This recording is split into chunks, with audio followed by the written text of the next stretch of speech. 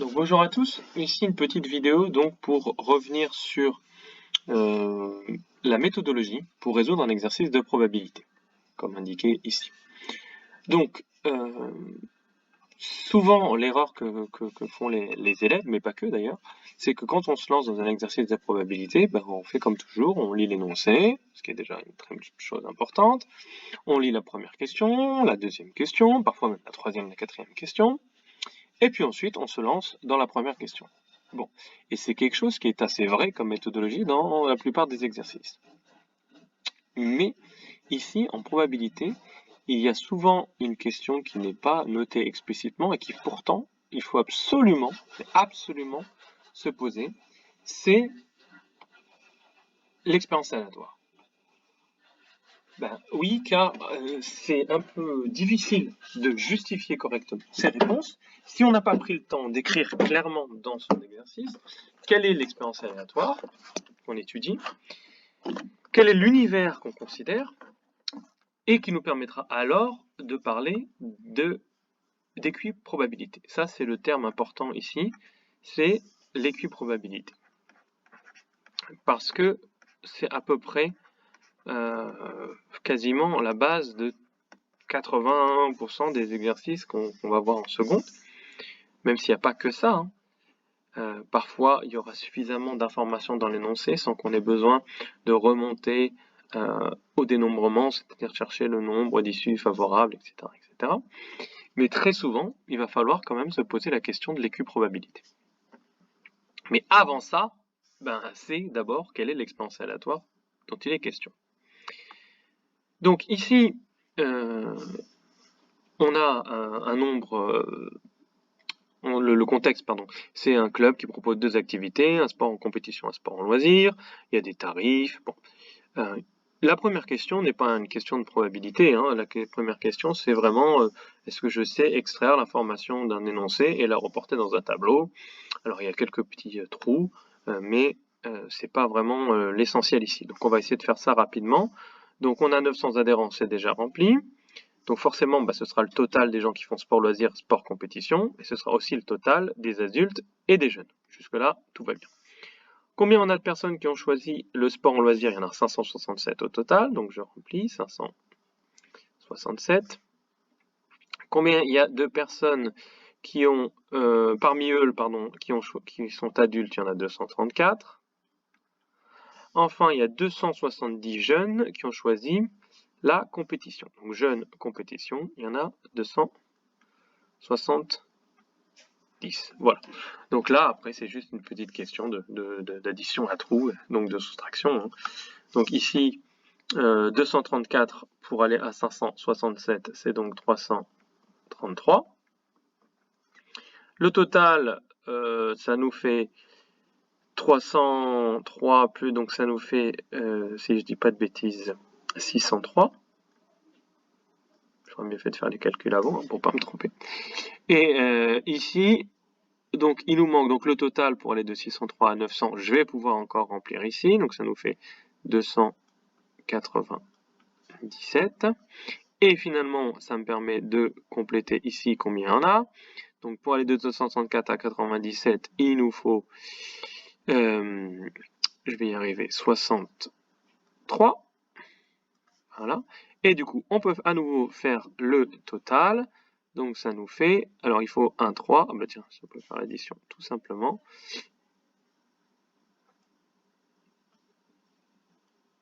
« 333 aussi. On vérifie le calcul. 570, 600, 900, tout ça m'a l'air correct. Bon, donc comme je disais, ça c'était pas le plus intéressant. Maintenant, revenons à notre question 2. Donc si vous-même vous n'avez pas trop suivi le tableau, c'est pas grave. Concentrons-nous sur la question 2, c'est ça qui va m'intéresser. Donc ici, justement, ce qui est intéressant dans cette question 2, c'est que si on la lit rapidement, on peut faire un mauvais choix d'expérience aléatoire. Alors, où est-ce qu'on ne peut pas se tromper? C'est sur ce qu'on fait. Ce qu'on fait, on choisit un adhérent du club. Ça, tout le monde est d'accord sur cette première partie de l'expérience aléatoire. On choisit un adhérent du club. Donc ça, je peux le mettre. Voilà. Alors par contre, déjà, ce qui est bien, c'est d'y penser, hein. Il y en a qui ont pensé à décrire l'expérience aléatoire, c'était déjà un plus. Il y en a qui n'ont même pas pensé, donc forcément après tous leurs raisonnements sont un peu tronqués, un peu bancal. Donc l'expérience aléatoire ici, où on est tous d'accord, c'est on choisit. Alors, c'est pas écrit, il y a beaucoup de sous-entendus dans cet énoncé, on pourrait le critiquer, hein. On choisit un adhérent du club, c'est à nous de dire on choisit au hasard. Et encore, même ce au hasard n'est pas parfaitement rigoureux, mais on choisit au hasard un adhérent du club.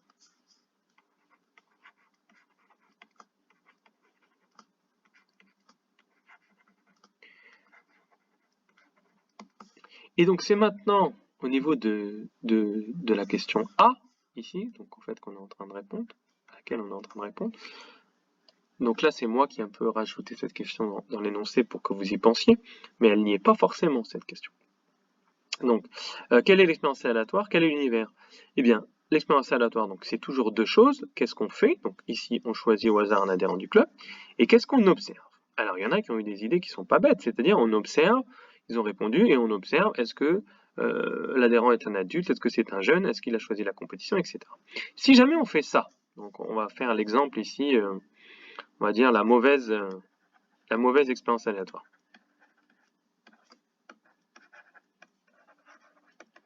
Ça va vous donner un univers, pourquoi pas. Vous allez avoir donc adulte compétition, adulte sans loisir, voilà, adulte loisir, jeune compétition ou jeune loisir. Donc vous allez avoir 4 issues, pourquoi pas. Et vous pouvez vous poser la question de la probabilité des issues. Le problème en faisant ça, c'est comment calculer la probabilité d'obtenir, par exemple, un adulte qui a choisi la compétition. Qu'est-ce qu'on a envie de dire? On a envie de dire que la probabilité de choisir un adulte qui fait de la compétition, c'est 63 sur le total de personnes, c'est-à-dire sur 900. Mais où va être notre problème? C'est que pour justifier que c'est ça notre probabilité, qu'est-ce qu'on est en train de dire en fait? On est en train de dire que dans une situation d'équilibrabilité, la probabilité d'un événement est le nombre d'issues favorables divisé par le nombre d'issues totales. Le problème ici, c'est qu'on a 4 issues. Alors qu'est-ce que serait ce 63? À quoi ça correspond? Et c'est là où on peut se dire, ah mince, j'ai peut-être pas choisi le bon univers, et ce qu'on a là, ce serait plutôt intéressant de les décrire comme des événements plutôt, et non pas comme des issues. Et d'ailleurs, c'est ce qu'on fait dans la suite de l'exercice, si on est attentif. Dans la suite de l'exercice, on voit qu'on nous demande de calculer les probabilités de l'événement A, de l'événement C, de l'événement A bar, A inter C, etc. Et donc on voit qu'on est plutôt dans le domaine des événements, et non pas de nos éventualités, de nos issues. Je rappelle, c'est un synonyme éventualité. Donc ici, qu'est-ce qu'il fallait choisir comme univers? Qu'est-ce qu'il fallait choisir comme observation? On observe tout bêtement quel adhérent on a choisi.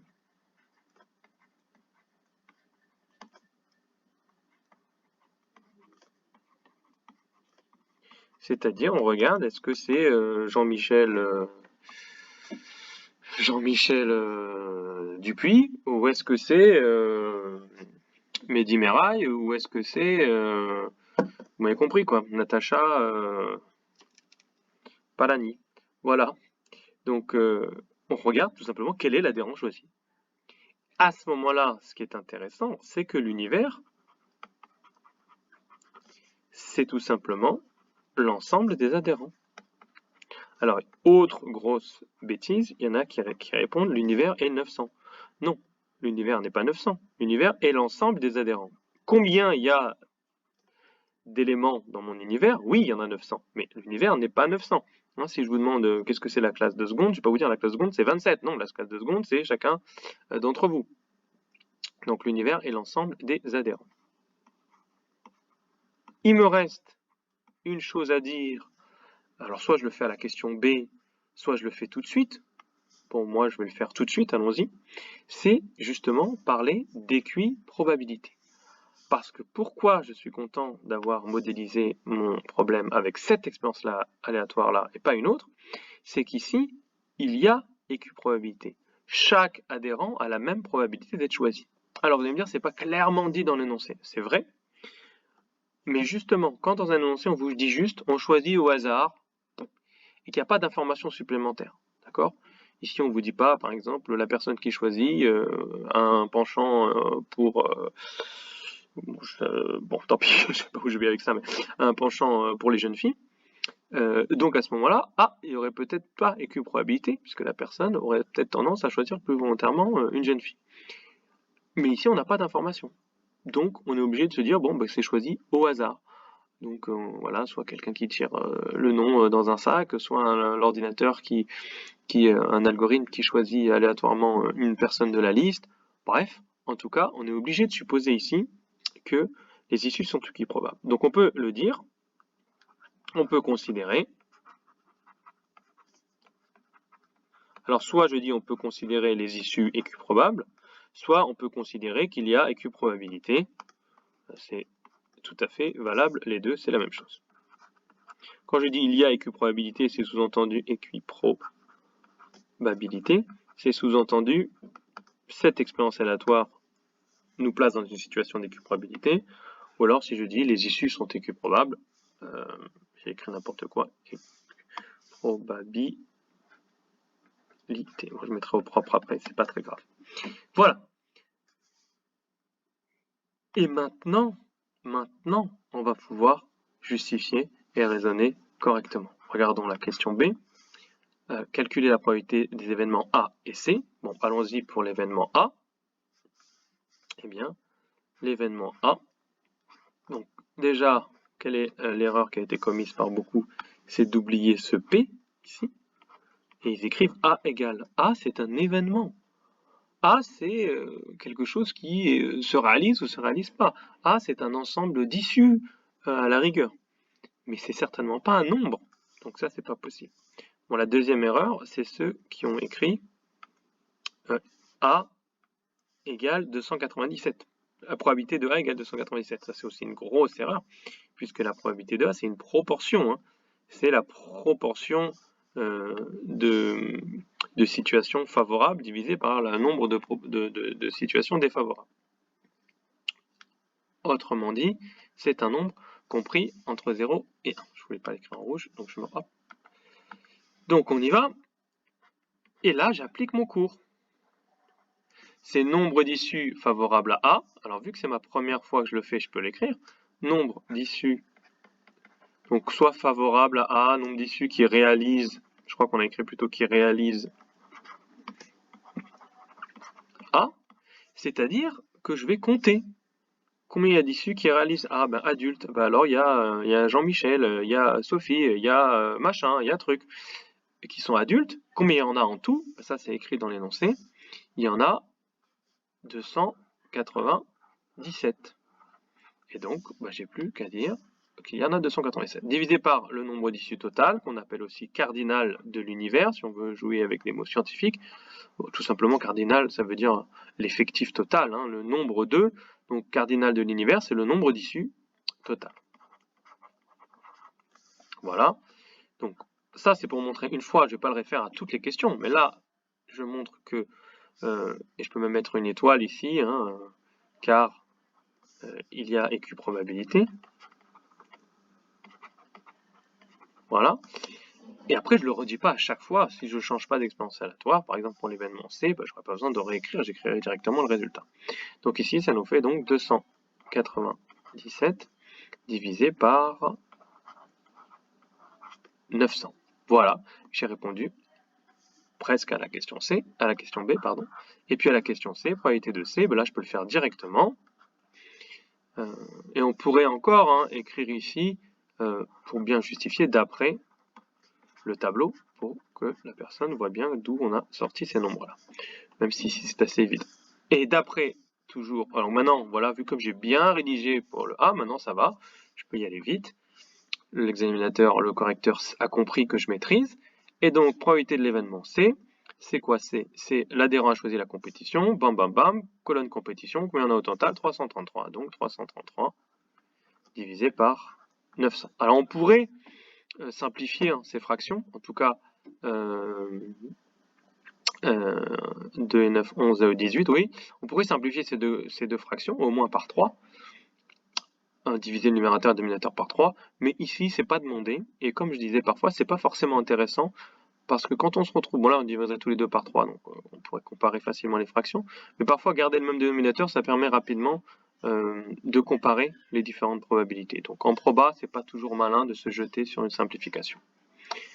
Voilà, en tout cas ici, je voulais surtout insister sur l'importance de quelle expérience aléatoire je choisis et ensuite comment je justifie. Voilà. Donc là, c'est parfait, il n'y a pas besoin de rajouter quoi que ce soit. Alors juste à l'oral, pour conclure, puisque ça fait quand même déjà 15 minutes, on va pas trop abuser de votre concentration.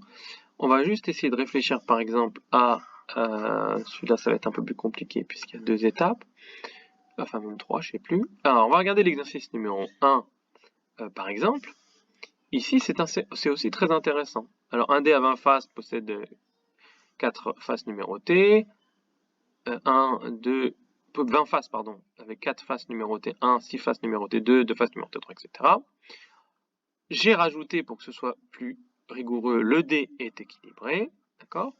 Et on vous dit, on lance une fois ce dé, on s'intéresse au nombre obtenu. Alors, on pourrait prendre telle quelle cette phrase comme description de l'expérience aléatoire. Pourquoi pas? Alors, pourquoi pas, justement, on va dire pourquoi pas. On pourrait prendre cette phrase-là comme description de notre expérience aléatoire.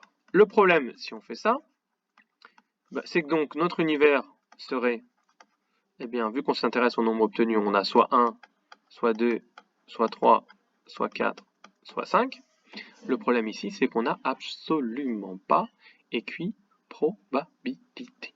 Donc ici, qu'est-ce qu'il faut choisir comme issue? Qu'est-ce qu'il faut choisir comme univers pour qu'il y ait équiprobabilité? C'est la phrase « le dé équilibré » qui me le dit. Et donc, il ne faut pas choisir comme univers les numéros qu'on peut obtenir. Il faut choisir comme univers l'ensemble des faces. C'est-à-dire, on n'en a rien à faire de savoir s'il y a des faces qui sont identiques ou pas. On considère, nous, chaque face bien distincte. Et donc, il y a 20 faces. Chaque face a une chance sur 20 de sortir, puisque le dé est équilibré. Donc, mon univers, ce sera l'ensemble des faces. Voilà. Et par contre, on s'intéresse au nombre obtenu, on va le traduire grâce à nos événements. On va regarder l'événement A, obtenir un nombre pair, l'événement B, obtenir un nombre strictement supérieur à 3, etc., etc. Et maintenant, on va avoir facilité à expliquer notre raisonnement, etc., etc. Donc ça, je vais vous le laisser le faire vous-même.